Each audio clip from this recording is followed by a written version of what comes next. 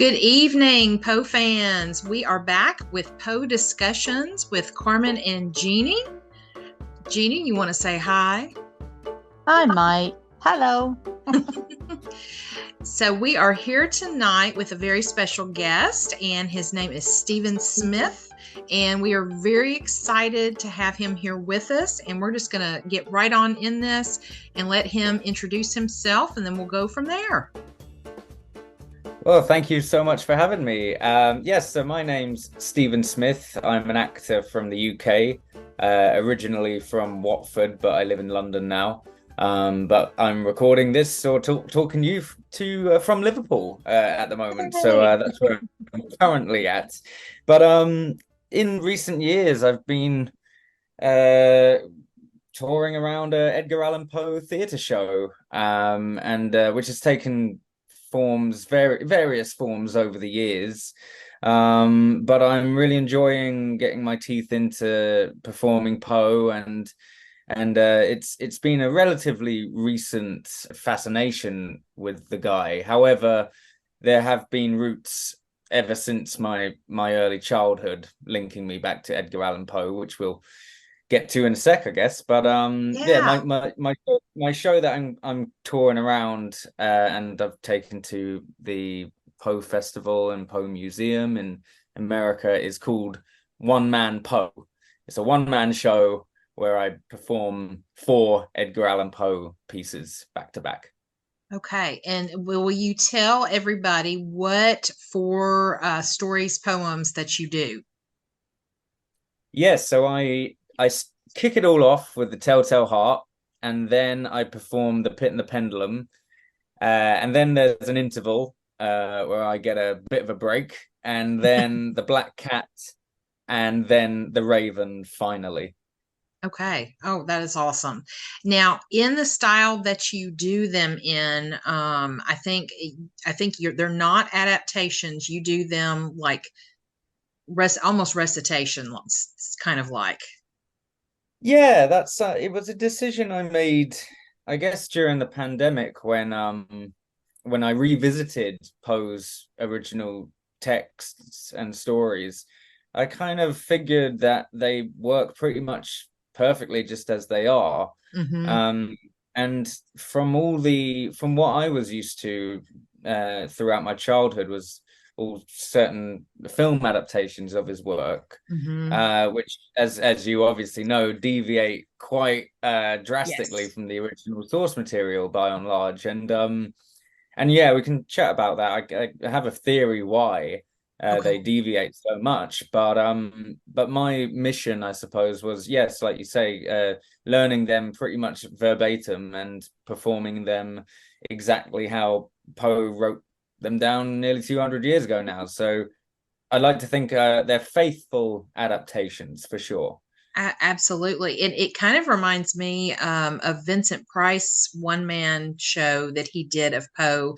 Think back in maybe around the late 70s. I can't remember exact date. Have you seen his Mhm. version that he I've did? seen some clips on YouTube where he obviously televised verbatim. He televised some stories using the original text, and it's just Hmm. him, and it's all, close ups on his face and his incredible Hmm.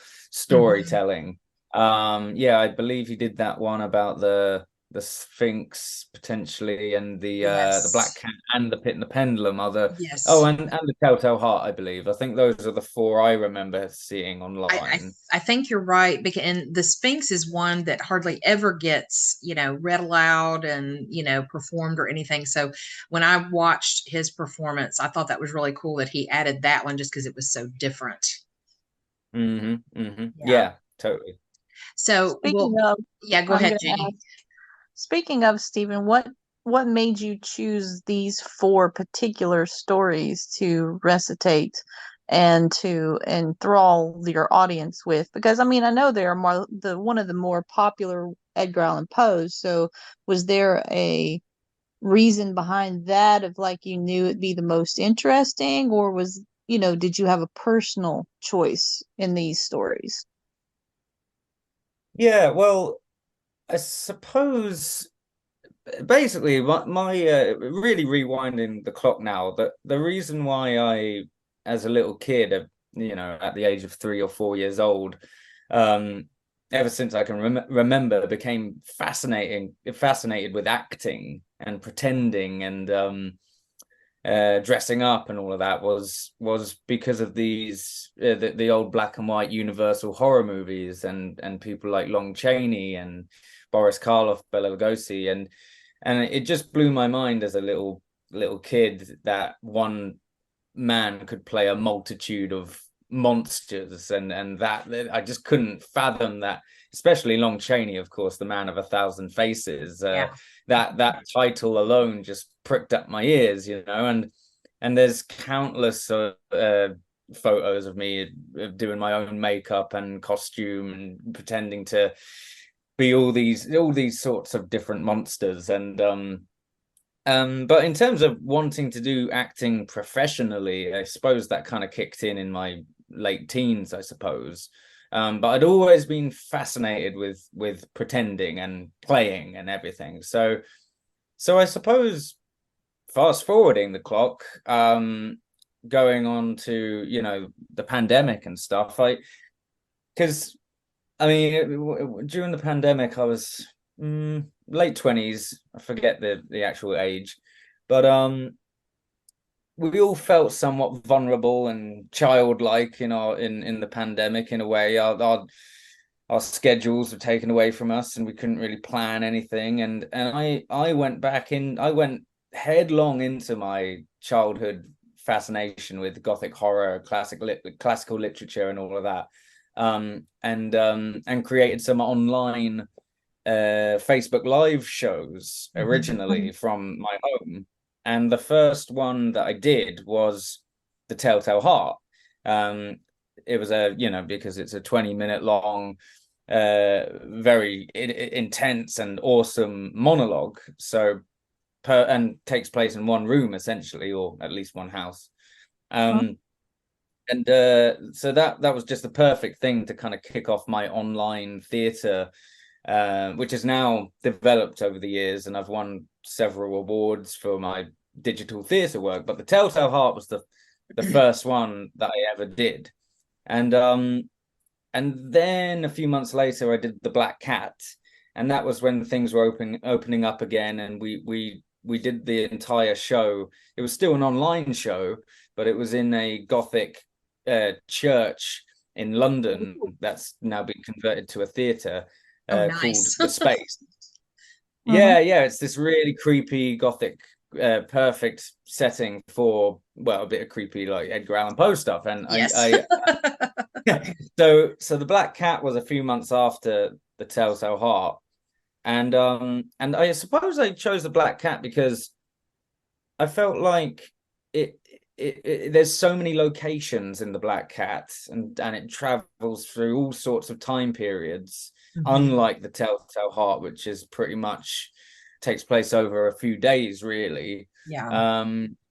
So The Black Cat just was, and this online show that we did in 2021, it really traveled inside, outside, along the corridors, up the stairs of this cool old church.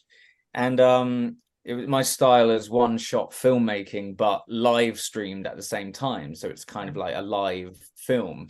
And that was nominated for a Saturday Visitor Award at the Poe Fest. And we won the Best Adaptation category, actually, which was such a awesome event in itself. But before going to America and winning the award for The Black Cat, I then thought, well, I know 2 Edgar Allan Poes.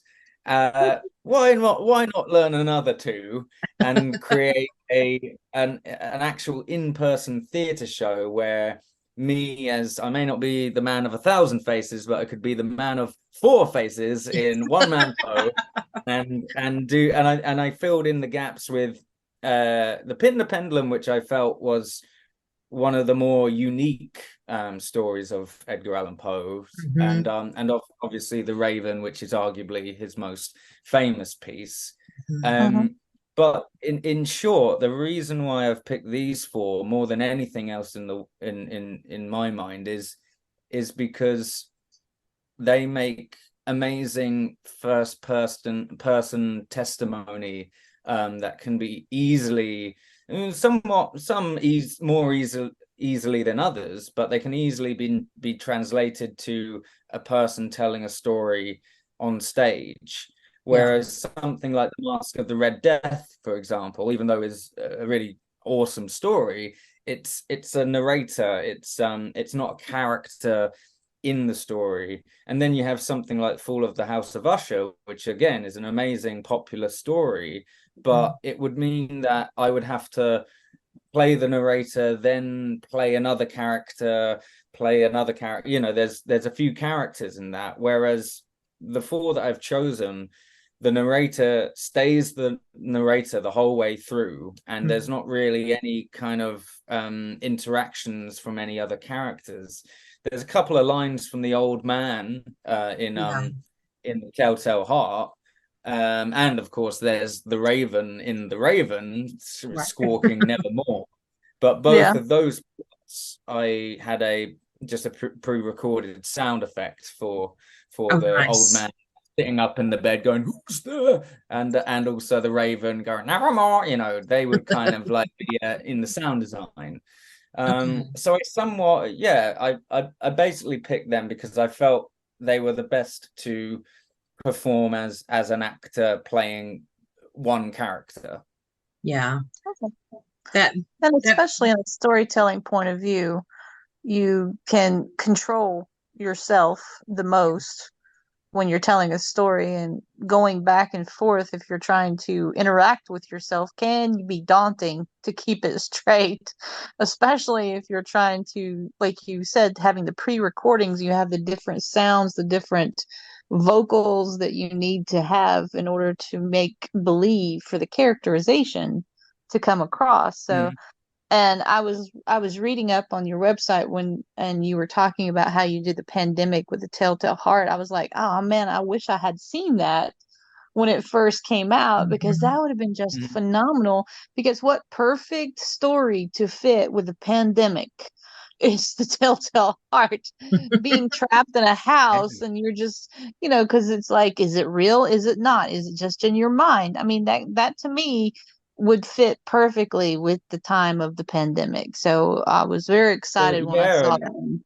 There was also a kind of added, somewhat more ominous point at the time, because when I did the Telltale Heart, it was early May of 2020, and that was when we were all kind of in that phase of just trying to figure out what the hell is going on. And it seemed at that phase that it was mostly older people that were getting killed by the virus. That's so the true. fact there's this kind of creepy dude who targets an old man through no reason whatsoever, really, apart from his evil eye, so there was a kind of added element to that, which I didn't really think of in terms of picking I wanted to do the Telltale Heart as a piece of theater maybe 1 or 2 years before the pandemic. Actually, I just never got around to it. But it was a great thing to leap onto during the middle of COVID, because it was already out there, already written, already fantastic. I didn't have to wait for someone to write something for me, and I could just perform it as is, and it's still on YouTube as well. If you type in the Telltale Heart Facebook live show, you'll see the 25-minute long stream that we put out with all its cool effects and everything. And check it out. And it's and bearing in mind, I'm very proud of it, because bearing in mind at the time all I saw online was either very professional recordings of professional theater shows, or really somewhat very much so unimaginative Zoom shows, which just bored the hell out of me, really. So I'm very pleased that I found a really cool way of doing a digital theater show, and it's snowballed over the years to the effect that I'm now in Liverpool, back at my old drama school, teaching the acting students how to create digital theatre with their own mobile phones and stuff. So it's really come full circles. But That's I've got amazing. I've got Edgar Allan Poe to thank, so Yes. I'm super grateful for the guy, really. Oh, I agree. And, I'm a teacher currently. I teach freshman English, and Jeanie is a retired teacher, and I've taught history as well, but Jeanie has taught all the subjects. And so when we hear of people really working with students of any ages, and especially like, adding in that Poe atmosphere, it's like, yay. That's amazing. Yeah, That is totally. amazing. So where you said that from the time you were around 3 or 4, you really kind of, I guess, knew you wanted to be an actor. So when did, Universal Monsters were there for you? When did Poe come into your life? Like, about how old were you? Well, it must have been around about the same age, 3, 4, 5, round about then. I Okay. was building up my VHS collection of all the Universal Hmm. horror films, and obviously there's the Bela Lugosi and Boris Karloff collabs in Yes. 1934 and Hmm. 1935, the Black Cat and then the Raven. Raven. And Yeah.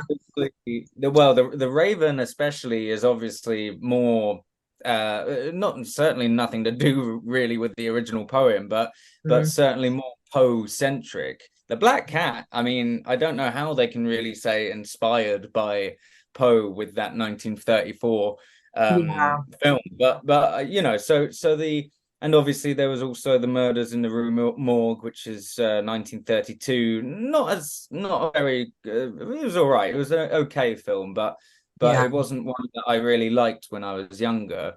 And so those three films from the Universal era, anyway, were really my first insight into Edgar Allan Poe. Okay. Um, However, I feel like, because I remember reading at the time, I remember reading, a lot of Mary Shelley's Frankenstein and Bram Mhm. Stoker's Dracula, but I can't really remember. I must have tried to read some Edgar Allan Poe, but maybe because it was so, I just can't remember if I ever really bothered at the time to read him. Okay. I can't remember, but then of course there were the Vincent Price films as well that I grew to love. But Hmm. again, I can't remember if I ever at that age went into the original source material.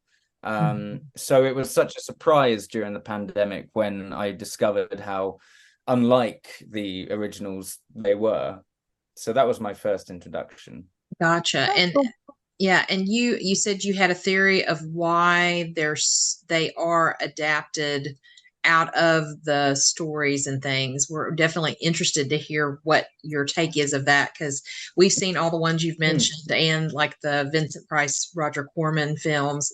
Love all of them, but yes, they do, Hmm. move away a little bit from Poe. Yeah, well, I suppose because I feel like during the last 10 years as well, I must have seen stage adaptations of some of his stuff, and I noticed that adaptations, well, film adaptations seem to be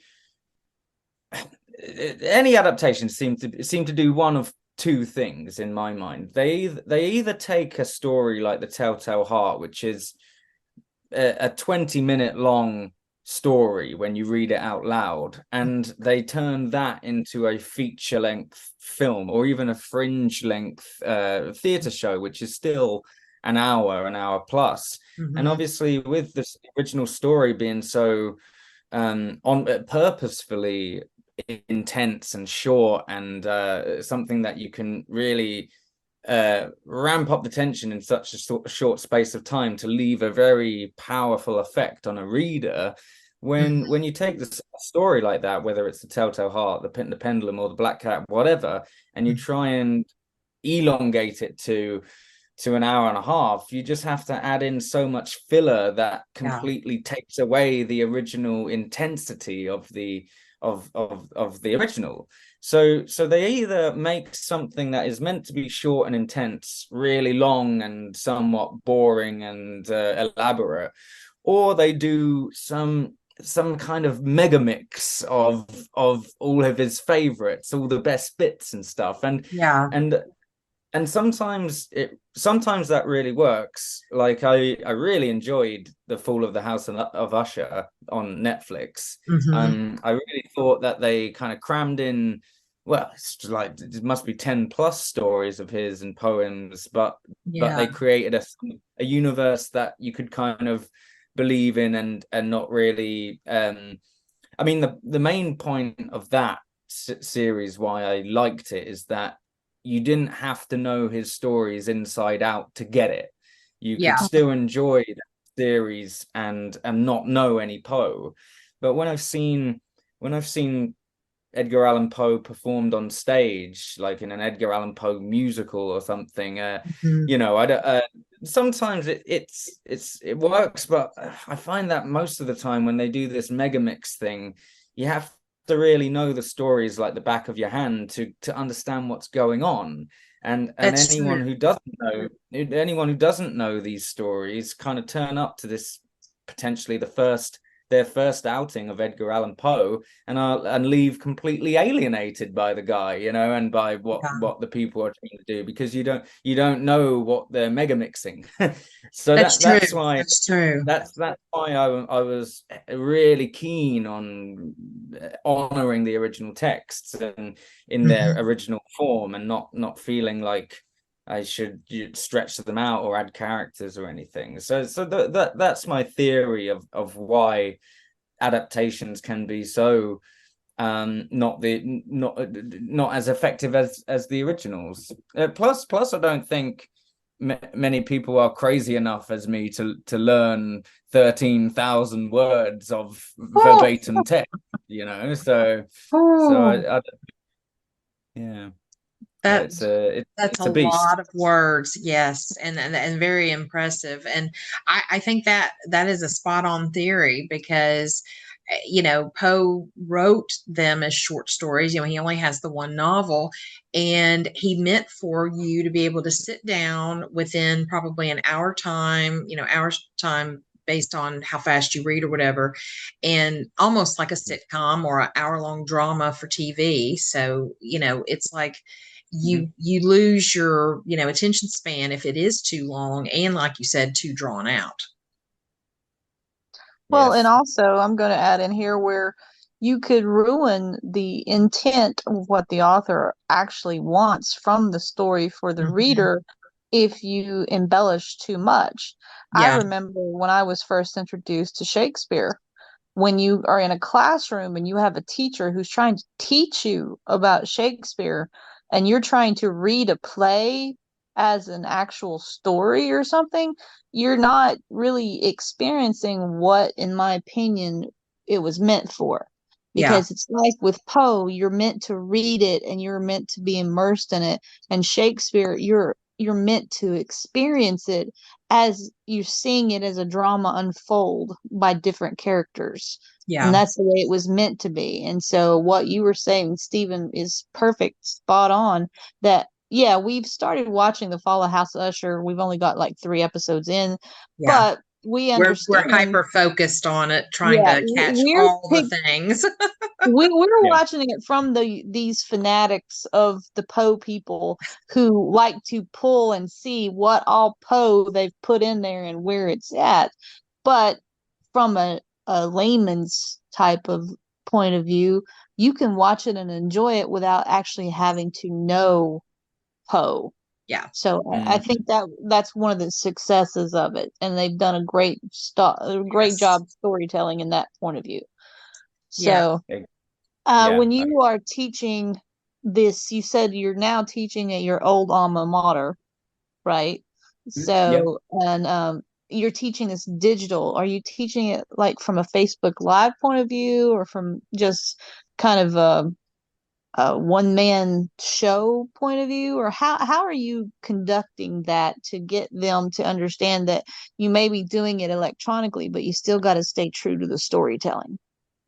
I guess is what I'm Yeah, asking. well, what I'm currently doing essentially is so I'm doing digital heightened text with the BA in acting students at the Liverpool Institute for Performing Arts, which is where I Cool. trained from 2014 to 2017. I graduated back then. But basically, what I'm trying to do, we're actually working on the text of Duchess of Malfi, but they've Oh, seen my Edgar Allan Poe stuff, and the thing is with this particular style, it is, even though it's filmic storytelling, but it is essentially a live theatre show because you're doing it all in one singular take, which might be a 70-minute long take, but streaming it live to an audience to enjoy remotely, rather than it being a live streamed a kind of bonus that you get to see a theatre show live streamed, but you really know that you'd be having a greater time watching the actual in-person show and you're just audience B. But my shows are meant for an at-home experience. Yeah, I mean, in terms of the using the text and everything, whether it be Poe or Duchess of Malfi or Shakespeare, it really is a challenge for certainly certain screen actors to really get that juicy language and really ping it out as if it is for a theatre 600 seat large, even though the camera's right there. You kind of need that big heightened acting style. And I'm a very physical actor as well. I trained with a lot of doing a lot of Stephen Burkoff work, and I've toured a lot of his work around the world, as well as performing Poe in various countries and to various schools now. I'm glad to say I'm around the UK. I'm performing a lot of Edgar Allan Poe's work now for college students, and Man Poe, the show that I do, I always say, even though it is a bit gruesome here and there, I'd say it's for 12 and above, because you only really all the horrible stuff is just referenced, really, and it's up to your imagination to fill in the gaps, which is arguably more frightening actually than seeing some blood and but yeah, it definitely can be. Well, what is like the reaction to, like, for people that are in England or other places abroad, to Poe? Because in America he is celebrated author. I can't I can honestly say I've never had anybody say I hate Poe. Like, everybody embraces something that he has written here in America. And so it just, I don't know, it would be fascinating to hear, how do people in England like approach Poe, or was he taught in school, when you were in, like, I'm not exactly sure what school was called, like a grammar school or something like that, growing up. Yeah. What'd you say, Jeannie? Primary. Yeah, primary school. So, and now as you're doing your show and things, it's just, I don't know, that kind of thing is very fascinating. Yeah, well, I know for a fact that on the English literature syllabus, there is a whole module on the Gothic, because I did English literature back in like college level and a bit before and everything. You obviously do it. It's a compulsory subject you do all the way up to your high school years, but then you can choose to do it at college level, and I chose to do it. And in that in those 2 years, there was definitely a module on the Gothic. But I remember for my Gothic literature, I didn't do any Poe. I did Jane Eyre. That was our main one. So it's obviously there's so many Gothic writers out there. Yes. And it's quite rare, I would say, compared to the US, for Poe to be picked as one of the one of the writers they use. Okay. But it's not completely. I mean, I do know a few schools that teach him, and I'm sure there are lots out there. But my personal school career, I never really touched on the guy at all throughout my English literature. Okay. Yeah, yeah. That's But it's certainly in the zeitgeist for sure. Yeah.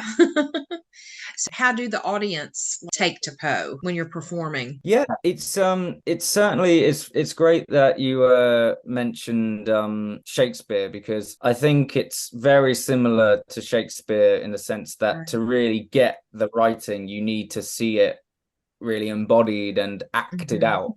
And I think you can see it in Poe's writing, and especially the four that I've picked to perform. Is, he really wants to honor his parents, who are both actors as far as I'm aware. And he creates some fantastic characters, and I kind of pride myself in the way that I perform One Man Poe, because I perform each of the characters as four very distinctly different characters with different somewhat different accents and makeup changes in between and costume changes. And but I don't play, my thing isn't playing Edgar Allan Poe himself. I don't do that. I play his characters.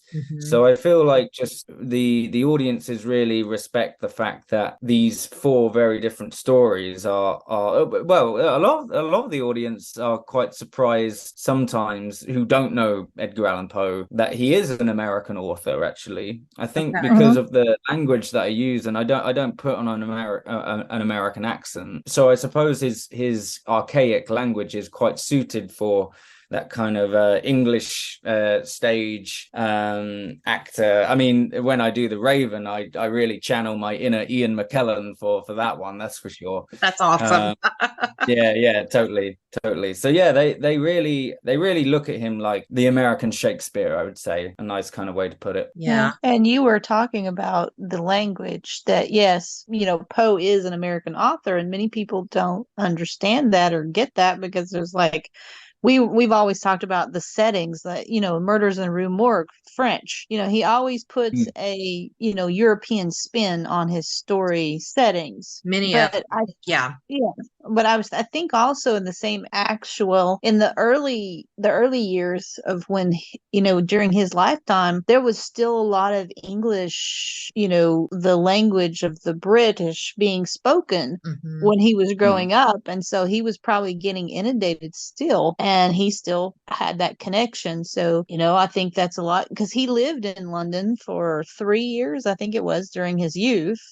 And so I think maybe he was coming across in his writing with a little bit of that background. And you can, and I think that's why people don't really think of Edgar Allan Poe being an American author, because he doesn't really portray that, in my opinion. It's like Charles Dickens. Everybody, thinking about Charles Dickens being a British author, and we're all going, what? Really? Yeah, I guess. But, I guess we've seen his adaptations and more of the American versions of A Christmas Carol and stuff. So I've always thought of Charles Dickens more of American than I have Edgar Allan Poe. So it's kind of weird. Yeah, that is weird.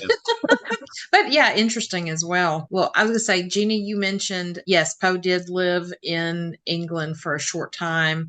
Are there any kind of like places that, are like a historical reference to him, or, because I forget the name of the school that he went to over there. I was just curious. Yes. Now, not that I've ever been there, but I believe Stoke Newington is the area in London that he used to live, and I'm pretty sure there is a statue of him there, or at least a little bust somewhere. It was unveiled maybe 10 years ago, and I'm actually in talks with there's the guy who looks after like the Vincent Price estate and everything.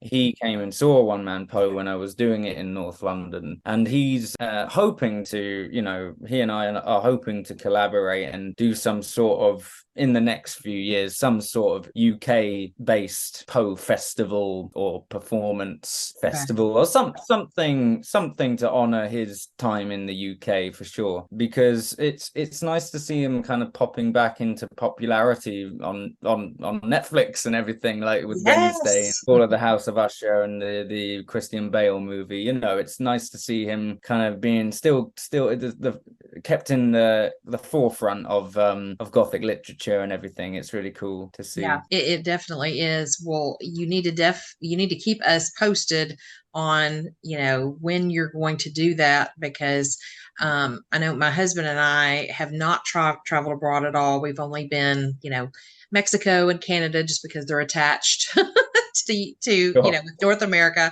And so we definitely are wanting to come over to England and Ireland, and so we would definitely try to make it over there for that. That would be amazing. Yeah, I mean, he's just waiting for this church to be refurbished in Stoke Newington, and I think he's pretty hell-bent on it taking place there. But yeah, hopefully, I mean, he was saying like he might pay a visit to the Poe Festival next year and everything, so you might be able to meet him in person. I'm sure I'll be there next year. I mean, I know I'll be good. You can't keep me away from Poe Festival for the next few years anyway. Especially next year, the big one in 175. Yes, it is, and it's a great festival. It has grown so much. My husband and I have been every year since it started, and just absolutely love it and love being a vendor there. So yeah, definitely. Well, Jeanie, what other questions do you have? Well, I was kind of curious that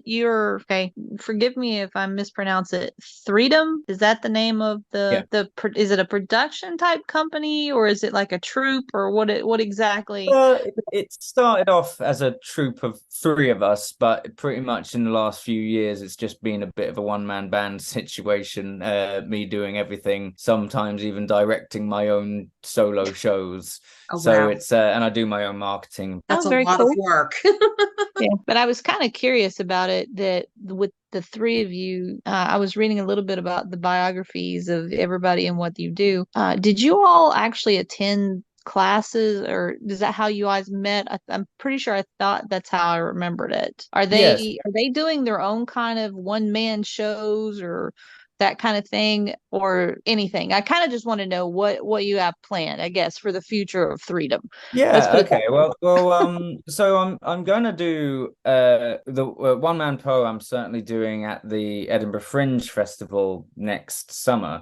Because it's a 2.5-hour show, I'm going to have to alternate the part 1 and part 2 over the month of the festival. But that's certainly what I'm doing in August. In January, I'm producing 2 all-female 5-handed plays back to back in a London theatre. The first play is a play that I produced at the Edinburgh Fringe Festival this year just gone, called Paved with Golden Ashes, and that's a play about the Triangle Shirtwaist Factory fire of New York City, 1911. Oh, yes. And then the second all-female 5-handed play, as a double bill to that, is a play called Fire, Embers, Ash, written by another friend of mine who's written this amazing play about the first all-female aviation bombardier team in World War II, which were made up of Russian and Ukrainian women pilots. So that's the big project that I'm kind of working on in January. But besides that, I mean, the other 2 guys who set up Freedom Theatre with me are kind of doing their own freelance stuff. I think not many people have the and this is what they've told me themselves, have the headspace to kind of produce their own work.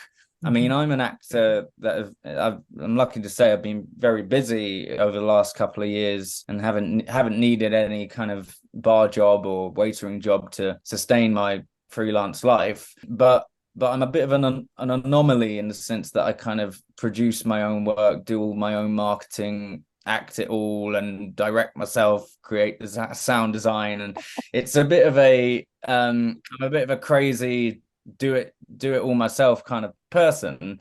And because of that, I've now got a good old repertoire of solo shows that I can take to schools, take to different countries. I mean, One Man Poe, I've performed, I think, in 4 different countries now. Malaysia, Dubai, America, well, Scotland and England, if you can. Yeah. So the UK, so and it's going to grow as well. It's unlike a lot of the other solo shows that I do. I don't have to pay rights to do One Man Poe because Edgar Allan Poe's he's dead. He's so dead, and Copyrights now. Public domain. Yes, public domain. Copyright. So, yeah, I'm not the only one cashing in on his work, I'd say, but yeah, absolutely. Yeah, but no, I mean, but at the same time, it's certainly been, I would say, One Man Poe has been my greatest creation because it really is just honing in on what makes me an absolute weirdo as an artist. My fascination for all the macabre and horrible stuff from my childhood. I'm just being a big kid again, and it's funny how as soon as you hone in on what really is in your core as an artist, like, so you create your best work. So I'm really enjoying seeing it snowball. And I'm very proud of myself for staging the Pit and the Pendulum, especially because I don't think it wouldn't leap to your mind as a perfect one to put on stage because, you know, when I do it, there's no pit, there's no pendulum. It's all very much imagined. It's all to do with the imagination. But I think I mean, when I performed it at the Poe Festival a couple of years ago now, it got such a great reaction from all of these wonderful wacky Poe fans that I can't tell you how affirming it was to be welcomed for the first time by all you Americans over there, like welcoming this tasty British dude doing Edgar Allan Poe and not your own accent and everything. But you, like, everyone just was so kind and lovely and appreciative of what I could offer, and I'm fully game in terms of returning and expanding. I think and also this year just gone, so I came 2022 was the first year, and then this year just gone, I not only did some tent performances in a whole tent by myself at the Poe Fest, but then I hitched a ride with the Poe Museum guys and went to Richmond, Virginia, and performed, and you know, not only performed at the Poe Museum, but saw all of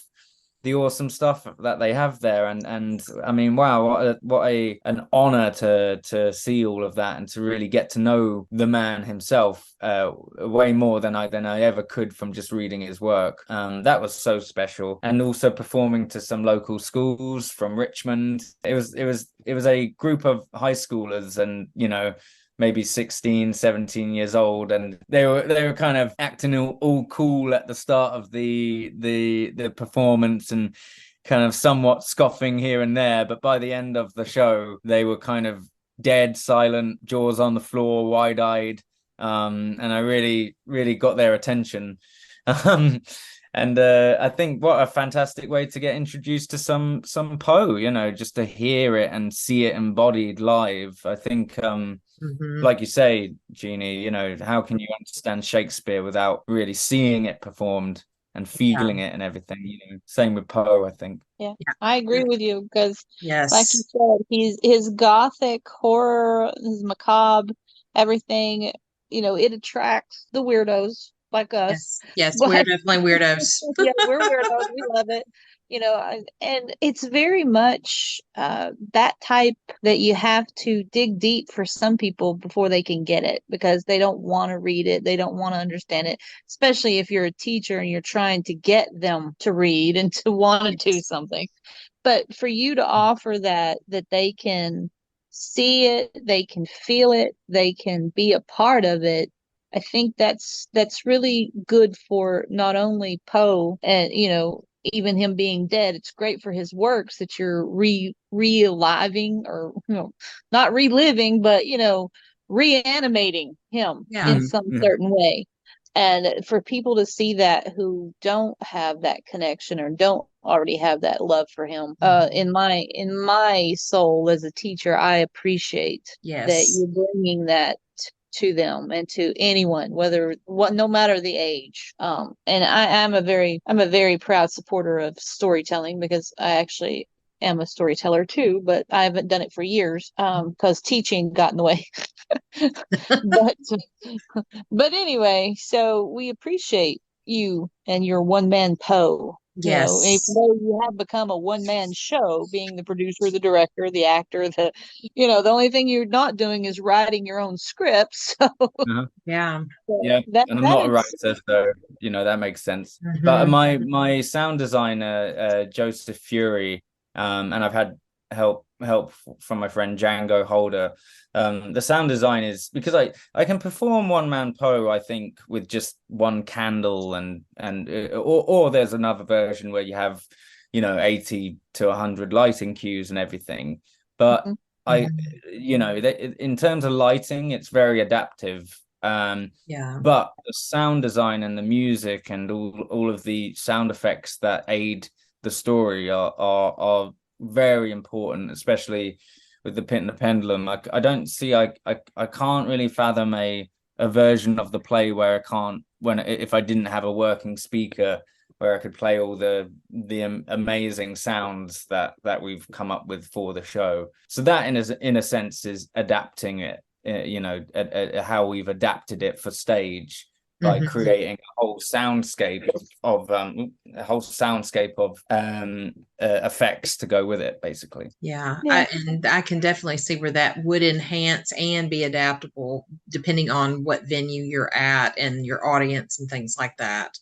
I know, kind of going back to what we were talking about with seeing it and seeing things performed live and things like that. As a teacher, I always tell my students poetry and plays are meant to be read out loud and performed. And I try to hook my students also with songs, and we read the lyrics, and I won't tell them, I'll pull out some old songs, and they're like, oh, that's pretty cool. And I'm like, yeah, did you know it was this rock band from the 80s or the 70s? And they're like, what? And so, and then when we, in the third 9 weeks, we do read Annabelle Lee, then they get it. And, I don't get buy-in from everybody, but I get more buy-in than if I just said, we're going to read this poem and talk about it. And so, it's keeping Poe alive that way. It's easy because they really do love him.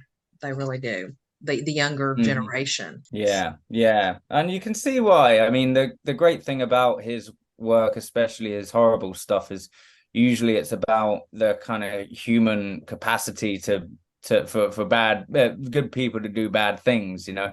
And I think we've all got that. We've all got a mind that is capable of some horrible stuff if certain things and people are pushed in certain directions. We're all very capable to go down that way, and so I think that's the true interesting aspect of his horror stuff. Is it's really the horror of the human psyche, which is interesting, rather than some monsters or supernatural stuff, which I've never been much of a sci-fi person. I've always enjoyed real people and real stories, and I do feel like, even though the Pit and the Pendulum is so historically inaccurate, but it's a fantastic story to put alongside the other three because it's so different. It is. And go ahead. Well, the Pit and the Pendulum is the one and only out of the four that I have actually cut. The others I've kept pretty much verbatim, but there's just so much of the Pit and the Pendulum that just can't translate well to stage. And I still feel like the way when I perform it, I still feel like it could be cut a little bit more. So I'm working on that. I'm working to get it down to maybe a 35-minute long story instead of a 40-minute long story. But uncut, it would probably be about 50 minutes, I'd say. So I've cut quite a bit of it. Okay, that kind of makes sense. We have our we call it our unbook club that we do on Zoom once a month. And a few months ago, we read Pit and the Pendulum, and everybody was very excited when we announced that that was going to be our next month. And it was, I think, wasn't it early? It was early summer, I think, Jeannie, when we read that. Yeah, I think it was And June. it's one of those. It's a great story, and it gets overlooked sometimes because I know in the United States, it's not necessarily in school curriculum. Some of the other ones are more popular for teachers to teach. And so I think people forget about that one sometimes, and it's so good. Yeah, it's got some tricky bits in it in terms of performing it for sure. Like there's this whole section at the start where he doesn't really know whether he's alive or conscious or anything, and obviously if you're doing that on stage, you can only lie down on the floor for so long saying, "Oh, I don't know where I am. Oh, is that a heartbeat? Is that a flutter of my heart?" And all of that is, someone to be watching saying, "You're fine, mate. You're lying on the floor. You're all right. You're alive." Yeah, draw a chalk outline and get on with it. Okay, Yeah, right. exactly. Get on with it. Yeah, that could be mundane to watch the whole time. Yes. It's like those really melodramatic death scenes that you see in some of the corniest horror movies, where they're Yes. just laying there going, you're like, Well, really? there's a Take a breath theory. or not? There's a theory of the pit and the pendulum. You guys probably know, but one that it's hard to translate this to my stage performance. But I do actually feel like because it's so fantastical, what actually happens to him after the trial with the judges. I'm actually thinking that one version of looking at the story is a bit allegorical in the sense that he is sentenced to death and he does die pretty much instantaneously after that trial with the judges. And then it's almost like a kind of purgatory, a series of tasks from just beyond the grave to kind of get to that salvation at the end, and where he's where the cell is liberated and he's saved as it were. And I really feel like that's one quite plausible way of looking at the story, that it's a kind of allegorical thing about the afterlife, maybe. Yeah. Yeah. We discussed that when we were talking about it in our Unbook Club. We actually made mention of something about with Dante's Inferno, Yeah. about him, being dead and then he's experiencing the different levels of purgatory and all that during the Pit and the Pendulum and all that. So yeah, I mean, it could be allegorical, but it, because that's one of the things that we love about Poe is he leaves it up to the reader a lot to interpret how they want to be, because if you're truly a guilty person, you'll want to experience all that remorse and then regret. And then if you are not that type of person, then yeah, you'll have a very quick painless death and you'll be done with it and go on. Yeah. So Definitely. Yeah, and it's the way I interpreted the Raven as well was and a few people have said, "Oh, I've never seen the Raven performed as an old man before," but I've always, whenever I've read the Raven, I've always just pictured or heard like I said before, a somewhat Ian McKellen kind of gravitas to it all. And the way in the show, the way I subtly, well, maybe not so subtly, but when the way I link. Because they're all obviously standalone stories, but the way I link the Telltale Heart, the first story, and the Raven, the last story, is simply by putting in a pale eye as the narrator of the Raven. So my way of linking the two is that the old man that gets murdered in the Telltale Heart is in fact the narrator of the Raven. But maybe a year or two before he goes completely doolally and needs to hire the help to change his nappy and all of that. But it turns out this help decides to kill him because of his horrible eye. So it makes it all more sadder, I think. When watching the Raven in One Man Poe, if you kind of make that link that, oh, this is the old man that gets smothered to death in the Telltale Heart and chopped up for no reason and sits up in his bed listening to just a creak of the floorboard, just thinking, it makes it all the more sadder. Yeah. Bless him. Oh yeah. Poor Yeah. guy. I know. Yeah. Yeah, and it could be the one that finally gets him in the telltale heart is actually the raven plucking out that eyeball, because like, really? I'm going to take that. Thank you. I guess there's also one actually an important thing, I suppose, personally, why I got really into Poe during the pandemic was, well, 2020 was the first of January 2020 was the last time I was drunk. And I had been spiraling deeply into like some absolute holes of alcoholism and drug abuse in 2019 especially. But since the start of 2020 I've been sober. But it was a bit of a blessing, really, having the pandemic kind of come along and all of those social events being taken away from us, and those social events, weddings, parties, and all of that would have been just enough temptation for me to try or reward myself with a drink or 3 or 10 for being so good for 4 months straight. But because we had none of them, I was able to actually get clean. But delving into Poe and his terrible alcohol problem, it was a kind of a bit of a sign, I think, to keep it up, and not drink anymore. So I think that was a kind of almost a little sign from whatever, maybe Poe himself, like to say, keep it up, dude. Like don't go back to the bottle. Yeah. Because I never gave up because I thought it was bad for me. I gave up because I just was spending every penny I had on alcohol and drugs. So so I gave, and then only after giving up, after a few months of not having any, I started to feel so much better in all areas of my life, and then did research into alcohol especially, which I think is actually the worst drug out there. And for not only for yourself but for society, especially. So yeah, I kind of I took the Black Cat as a kind of way to really channel my inner alcoholic, and it's a very interesting story because obviously it's similar to the Telltale Heart in the sense of, it kind of starts and ends in the same place, but all the way through the middle he's trying to justify his actions by saying that he's an alcoholic.